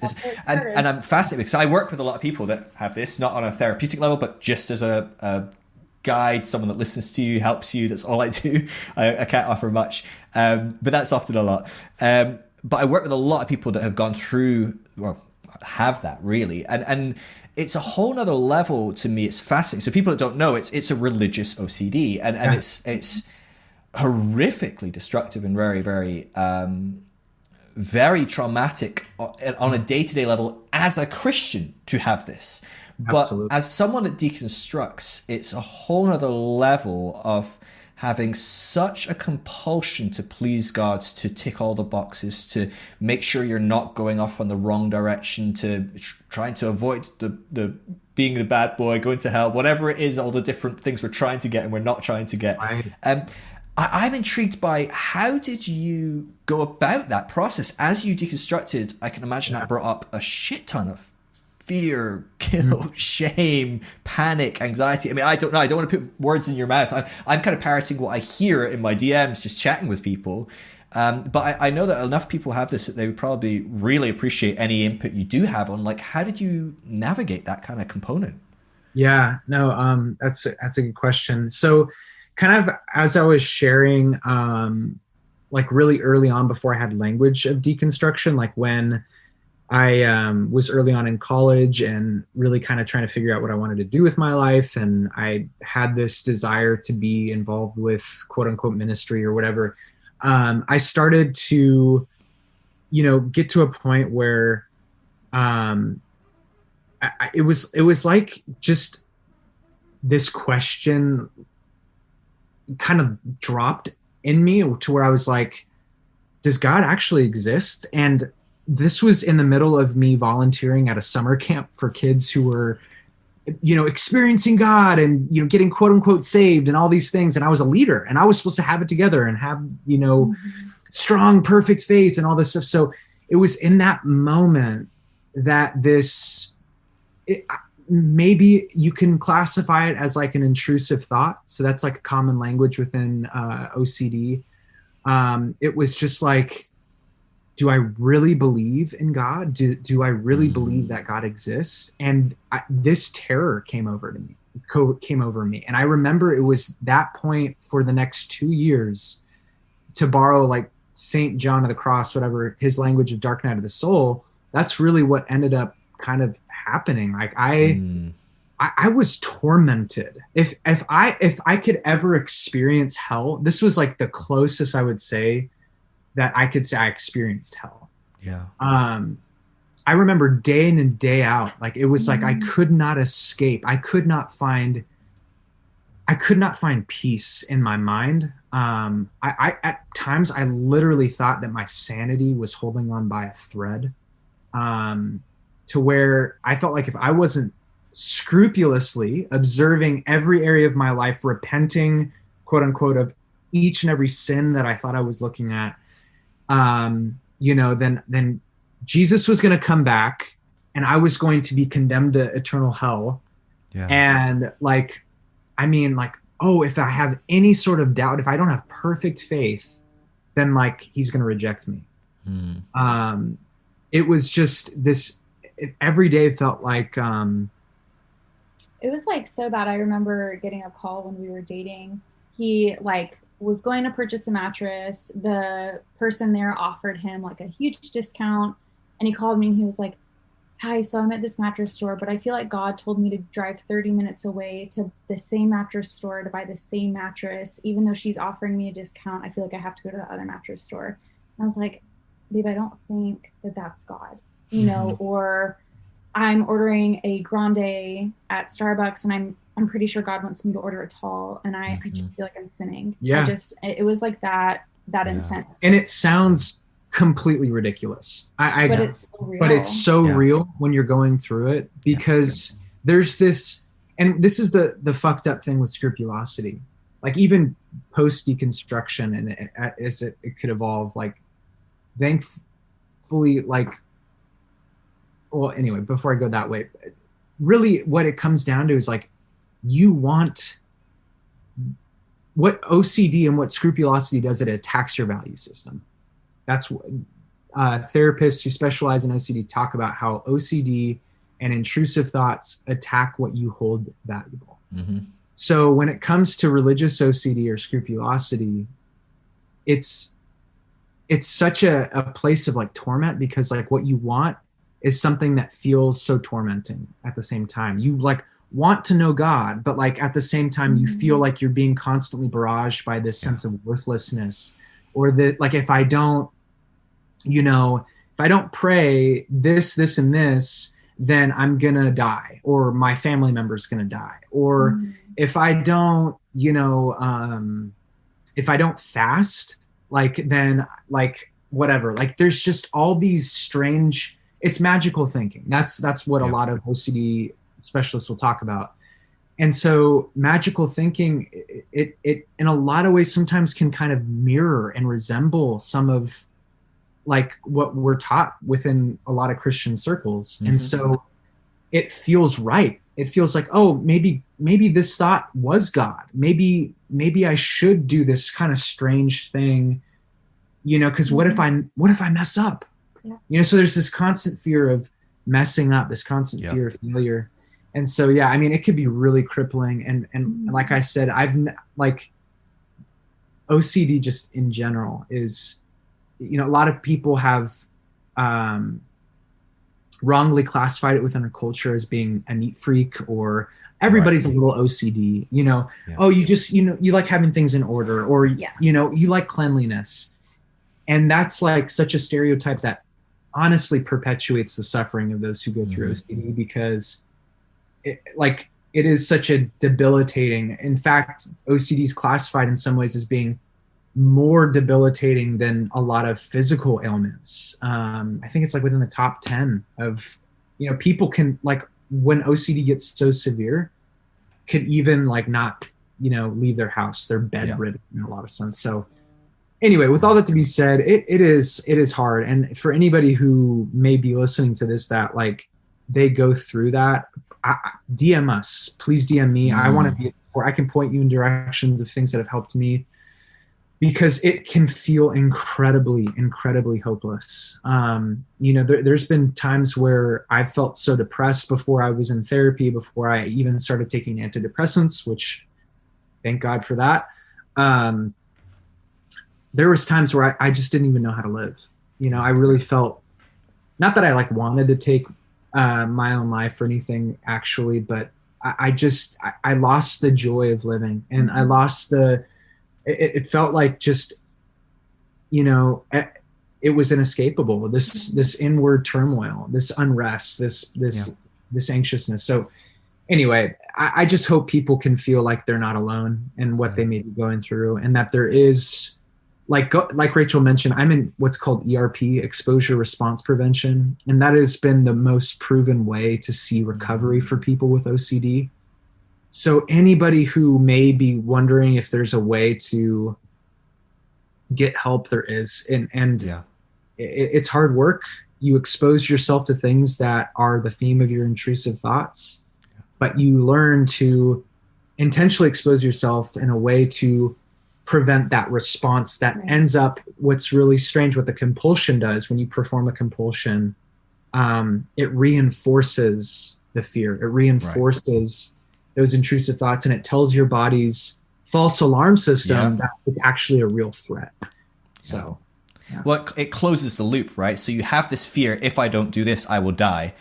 Then you do it and you go, see, you didn't die. So, or you avoid it or whatever. And it's like, see, you didn't die. And so it's like, okay, so as long as I just keep doing that, next time I think I'm in danger, I do the thing, then I'll be safe. And I mean, this can happen in so many different ways, but like the issue with something like OCD is it's so compulsive. It's so constant that if you're, converting like a field into a dirt path as a regular person, right? And that takes you like a few shovels a week or whatever, you're going to be a while. But like you're building a highway in like 10 minutes, you're just like, oh, I'm doing this, I'm going. And so the neural pathways involved are just like 18 lane highways, we're not working dirt roads here. We're trying to surface or anything. But yeah, I mean, the people I've talked with, me and Till have a friend who is not diagnosed because that would not be possible because therapists and worldly things are evil. And if they did that, that would be even worse. And so even things like that. So there's components of a lot of Christians, we all can understand some of these components. So what you're talking about there, it's like, it's like in the world go, oh yeah, I've got OCD about cleaning too. And it's like, no. Let me introduce you to someone that's got OCD about cleaning who doesn't have a job and doesn't leave their house because they spend 80 hours a week cleaning. They will literally get to the end of the house and go back to the start and keep working through. That's OCD cleaning. You liking your pencils arranged in a certain way when you tidy your desk and keep it fairly neat, that's not OCD. And it's the same with the religious component. We can all recognize what a tidy house looks like and wanting a tidy house, and maybe that's causing us some suffering occasionally. But very few of us can understand what that level of trauma, and if people understand the trauma that they've experienced in just regular expressions of Christianity, the level of trauma involved, oftentimes, I mean, I don't know if that's across the board, every level is bad, but I'd wager it is. It's horrific. The friend we have is debilitated by it, and you get stuck in these loops, right? I mean, it really is, because there's no out here. Like, you do everything you can to please the God, but the God that you believe in is by default a God who only is pleased if you do it, and therefore at some point you're going to fuck up, right? I mean, even if you have one wrong intrusive thought and you fucked up, and now God's disappointed in you, and then you have to have 28 minutes of perfection to outweigh that 1 minute, and there's formulas and everything's right to that level of, and so the thought of like deconstructing and suddenly having these thoughts of like, but if I don't pray for X amount of hours a day, if I don't read the Bible for X amount of chapters a day, if I don't whatever, I'm in trouble. Like, to have like a decade of that plus just wired in and trying to rewire, right? Trying to change those habits. I mean, it's a huge undertaking. So, I mean, now that if people come to me and talk to me, I'll be like, yes, awesome, I've got someone. So get ready, because I will probably send you some. I talk to people who have this. Honestly, it surprises me at least a couple of times a month, like at least, if not more. It's wild. It's so, I think, the thing is that it just goes so undiagnosed or misdiagnosed. Yes. A lot of people don't even know to seek help for it because they feel like it's a measure of their holiness. It's like, I'm just doing what I feel is right by God. So it's like they don't even have. I actually posted out of like helplessness on a subreddit about Derek and like what was going on, and they pointed me to scrupulosity. Wow. And I sent it to Derek, and I was like, hey, it kind of sounds like this is what you're going through. And that was what led, but like, and it was because I was external and I had only known him for a few months. And I was like, this is not what I've ever experienced before. I don't think this is, healthy. Yeah. I mean, again, it's just a small picture of kind of everyday life for a while, but I mean, you hit it on the head. It's like so driven. Unless I do this, it's like the hammer's constantly waiting to come down. Like, right. You're constantly under this fear of something to go wrong, and you've got to hold it all together in your life by performing these rituals. But yeah, I mean, the more and more that deconstruction has happened, I think that like it actually is such a way to freedom, even in the midst of that, because in a lot of senses, you're choosing to not perform those compulsions. And it's not as simple. I know this is oversimplifying it, but through deconstruction, and as you change the way you see the divine, the way you see God, that then changes how you see yourself and how you relate to God. And that also starts to break some of the power behind what feeds a lot of scrupulosity. So I do think it is significant that even if you do deconstruct and that frees you of the burden of scrupulosity, I know with Derek, as soon as he started deconstructing, it manifested in a different way. And that's what OCD does. It attaches to different value systems. So. Sure. Yeah. Well, it makes sense because generally speaking, it's very often an underlying need for something, whether it's control, whether it's something. So, okay, I'll let you have no control in that area, but what else can we, like, okay, we're latching onto this, right? And this is, I mean, we see this manifest. I mean, eating disorders is a great example of a manifestation of a need for control. Most models of what is an eating disorder will come back to this is a control component on some level. And so, like, it's so common to manifest, and I'm not saying that that's the same as OCD or anything particular. It can be. But it's fascinating how these things crop up. But when those things crop up and they cross over with our religion, it's just fascinating. The friend that we have that has, in my experience, in my diagnosis, I'm not a doctor, so yes, has almost died because of it. And has eating disorders and things because they have to fast. Fasting is a big part of it. So they frequently do 40-day fasts, which it's just not good at all. Don't eat, all sorts of things. And so, yeah, it's really, really scary. And if you've got it, you don't think you have it because actually you think you're doing terrible. So you don't even think you're a particularly committed Christian because you actually think you're really screwing up all the time. You're so focused on that. And then the problem is if you're in a church community that's quite legalistic and quite whatever, unless they're very close to you, and I think some people, even in a very conservative church, people that get close enough go, dude, we need to talk, we need to try and help you. But across the board, people that don't get too close, they're just going to look at you and go, gosh, look at Bob. That guy is committed. He is really driven. He does his, like, wow, what a commit. I wish I was more like Bob. And they don't know, right? And so it's a very hard thing when you're in that world to kind of really draw out. You do need someone that comes from external kind of, paradigm and world to go, this isn't so healthy. You know, maybe we should look at this. Wow. Well, thanks for sharing, honestly, because I think that's something that people need to be more aware of, especially because people do struggle to. How did you find when Rachel sent you that article or the link or whatever, and she's like, "Hey, maybe like," were you in a place to kind of start exploring that? Were you in a place where you were kind of more aware of the pain it was causing you and the struggle, or that maybe wasn't normal? Or yeah, I mean, I just knew that like I thought it was anxiety, like I'm just constantly anxious and all, blah, blah, but no one told me, well, maybe there's something more to it, And so when she sent me all that, it just started connecting dots. But even in connecting dots, I mean, it's not like, oh yeah, Sam and Jill, they deal with scrupulosity. You should talk to them at church on Sunday. It's like when where do you go from there? Yeah. And a lot of people who are open about dealing with scrupulosity are typically from a Catholic tradition. What typically what you see, at least that's what's more talked about because Martin Luther had scrupulosity. Right, Martin Luther was one of the famous examples. But people talk about within the Roman Catholic tradition in particular of those who deal with scrupulosity end up going to confession all the time, like they'll and so it's just not talked about. As a lot of mental health conditions aren't talked about within the church walls, but it's debilitating. And I hope more and more people, get to examine some things that they've gone through and maybe even see, oh man, maybe this is kind of, what's going on beneath the surface. And even sharing some of, my story on our Instagram stories not too long ago. A lot of people resonated, reached out, like, oh my gosh, maybe I actually have OCD and, what should I do? And so it's crazy. So I say that because to have something that's so debilitating that you're dealing with and not have language to explain it, when you finally have language to explain it, I remember when Rachel finally told me, like, hey, do you think maybe this could be not just scrupulosity? Because I didn't even know scrupulosity was called religious OCD at the time. Sure. it was, she was like, do you think that maybe like you deal with OCD just generally?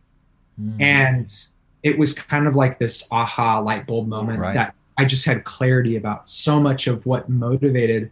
It's kind of similar to when I've been discovering a lot about some other things in my life. But anyway, that's kind of that first step of awareness toward being able to seek help and healing. So that's awesome. That's so good. And I should say as well, and yes, there's the kind of extreme of like, okay, people like saying they have OCD and not having it at all. And then people that are like, you know, cleaning their house for 8 hours a day. But a lot of people function with OCD as well. And you can function with scrupulosity in that, using the cleaning example, maybe you only clean 10 hours a week, but you don't do anything other than work and clean your house. That's still not healthy and normal. And so like, you know, it's maybe people are hearing some of the examples you're sharing and going, I'm not that bad. If you're bad, just not that bad, it's worth kind of exposing yourself, working through some techniques, getting therapy, even if it turns out that you're not full-blown kind of like, you know, debilitated by it. Some of these techniques work on people that don't even have, or are just kind of on the kind of the fringe components of being diagnosable with something like this as well. And so it's really worth people kind of like looking into, how can I work on some of this stuff? How can I try and, kind of I would say like, even if like even if it, oh my gosh, what's that word? Resonates a little bit to like go and seek help, because I know it's very Christian to minimize like to an nth degree. And so we often don't see like just how harmful it is to us, because number one, it's normal to us. And number two, we minimize and minimize and minimize because we're taught as a spiritual practice to spiritually bypass. Yeah. So I would say, you know, even if you think that you relate to it 1%, to look into it, see if it resonates further, you know? Yeah. So. No, it's really good. Rachel, how are you guys doing for time? Do you have time for another question? It might be quite deep. Depending on how quick it is, we have to sleep. My mom. Well, okay, cool. Let's wrap up, and we can go there another time, because it's probably a big one.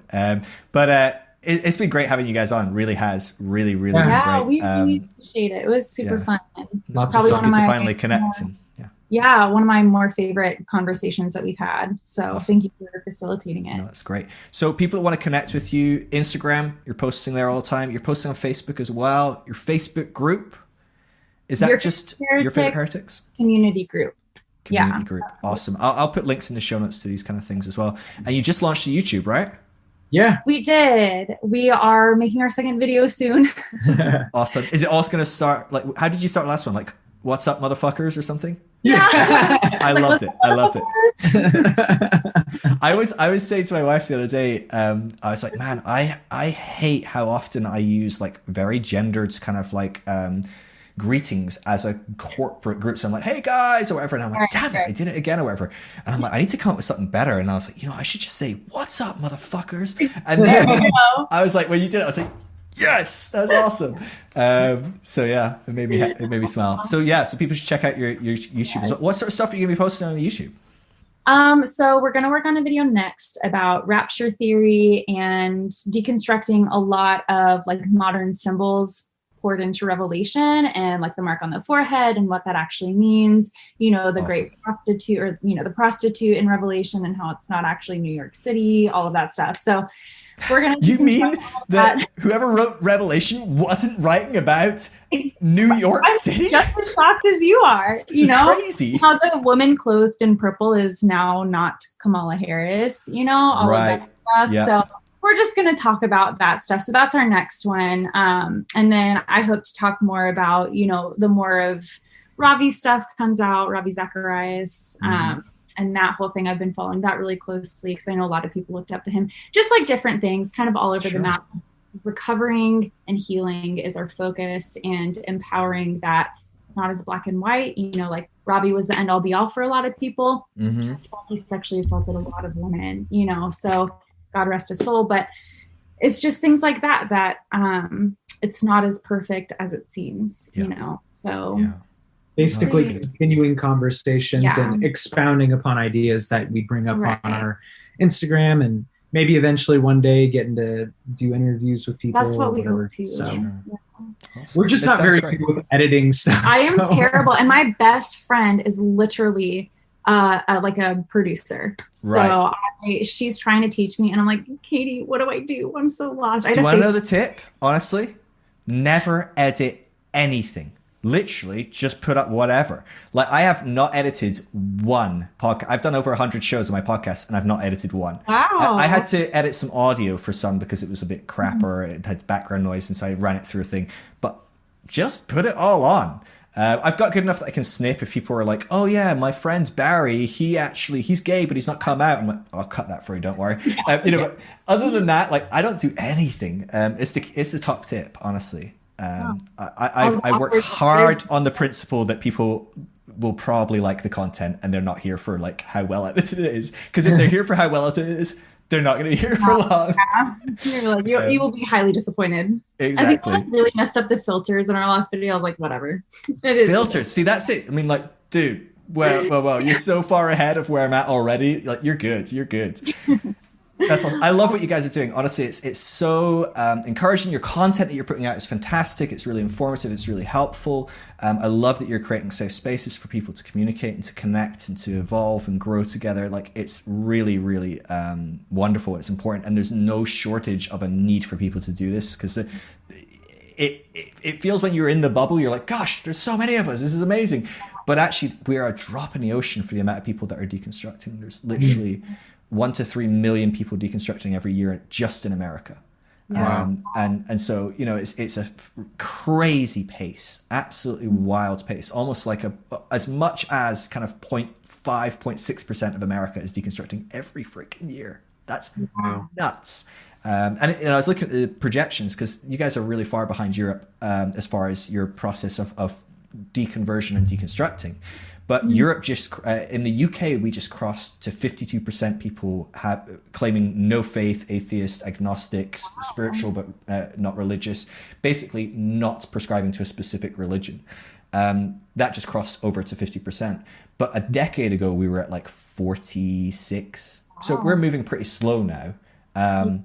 But we're at that sort of percentage. You guys are like 23%. 2 years ago, I think it was. You guys, we were there as well. We were like, if you look at the trends, they're about the same, but you guys are just like kind of like 30 years later. It's happening, and that's just because you were, doing your own thing. You got a different system, culture, everything's different. The UK is doing it differently than Norway is, or like we're all doing it slightly different paces, but it just goes to show this is going to blow up. I mean, it really is a huge thing. It's the revival that the church is praying for. Right? Yeah. God would do something and move us into something more beautiful and new. It's happening. They just don't like it. Yeah. Everybody said that, like, God would use us. Like, we're so spiritual, whatever that means. And I was like, when God finally started using us and it just to expose injustice in the church, wall couldn't hang, and it's just like, you didn't like it. You didn't like what we're now doing, which I feel is more in line with divinity than what we were doing. Go read literally any prophet in your book. They go and they don't criticize other nations. They criticize their own nation, their own religion, and they get rejected every time. Right. Guess what I am? Welcome to a new prophet. Every time. You guys are some of my favorite heretics, and I do think you are prophets. You are speaking that which is good, that which is true, that which is moving us forward into greater unity, love, acceptance, everything like that. And so I really appreciate it. I really do. It was great connecting with you guys. So, we loved being on here. So and we'll have to get you on again. I wanted to dive into your eating disorder as well, if you're willing to talk about it at some point, because there's huge components in religion and eating disorders as well, and I'd love for you to talk about it, because we've not had anyone on. I think I've actually had a couple people on with eating disorders, but we've just not gone in that direction. But I'm very open about it. I was in rehab 4 times, so I've been through it all. I'm now recovered. I've 5 years, almost 5 years recovered. So awesome. That's not struggle. So it's been a really That's good. Amazing. Awesome. Cool. Well, I love you guys. I'll catch you later. It was really good connect though. Good connection to you. I'll let you know when it comes out, but I might actually put it out next week. I should probably get some in the bank before I put it out, but I'm probably not gonna, so I'll probably just put it out. I love it. Awesome. We'll talk to you later. Love you guys. Catch you later. Bye. Bye.